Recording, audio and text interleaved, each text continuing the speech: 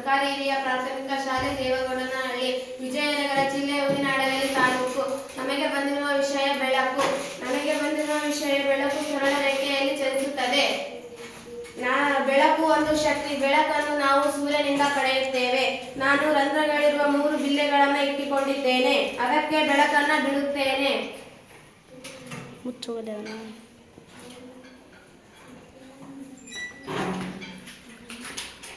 ರಂಧ್ರಗಳು ಸರಳ ರೇಖೆಯಲ್ಲಿ ಇರುವುದರಿಂದ ಬೆಳಕು ಅದರ ಮೂಲಕ ಹಾದು ಬಂದಿದೆ, ಪರದೆ ಮೇಲೆ ಮೂಡಿದೆ. ನಾವು ಒಂದು ರಂಧ್ರದ ಬಿಲ್ಲೆಯನ್ನು ತೆಗೆದು ಬೇರೆ ರಂಧ್ರದ ಬಿಲ್ಲೆಯನ್ನು ಇಡುತ್ತೇನೆ.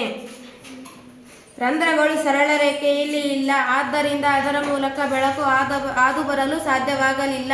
ಇದರ ತೀರ್ಮಾನ: ಬೆಳಕು ಸರಳ ರೇಖೆಯಲ್ಲಿ ಚಲಿಸುತ್ತದೆ. ಪಾರದರ್ಶಕ, ಅಪಾರದರ್ಶಕ ಮತ್ತು ಅರೆಪಾರದರ್ಶಕ. ನನ್ನ ಗೆಳತಿಯಾದ ಚಂದನ ಅವರು ಇದರ ಬಗ್ಗೆ ವಿವರಿಸುತ್ತಾರೆ. ಪಾರದರ್ಶಕ ವಸ್ತುಗಳು ತಮ್ಮ ಮೂಲಕ ಬೆಳಕನ್ನು ಹಾದು ಹೋಗಲು ಬಿಡುತ್ತದೆ. ಉದಾಹರಣೆ: ಗಾಳಿ, ನೀರು, ಗಾಜು. ಇದರಿಂದ ವಸ್ತುವನ್ನು ಸ್ಪಷ್ಟವಾಗಿ ನೋಡಬಹುದು. ಅದಕ್ಕೆ ಇದನ್ನು ಪಾರದರ್ಶಕ ವಸ್ತುಗಳು ಎನ್ನುವರು. ಅಪಾರದರ್ಶಕ ವಸ್ತುಗಳು ತಮ್ಮ ಮೂಲಕ ಬೆಳಕನ್ನು ಹಾದು ಹೋಗಲು ಬಿಡುವುದಿಲ್ಲ. ಉದಾಹರಣೆ: ಗೋಡೆ, ಪುಸ್ತಕ, ಕಲ್ಲು, ಕಟ್ಟಿಗೆ.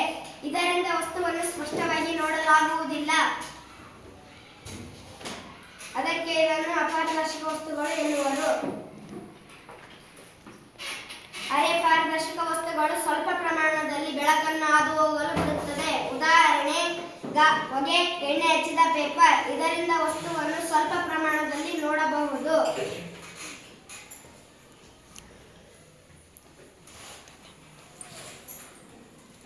ಬೆಳಕಿನ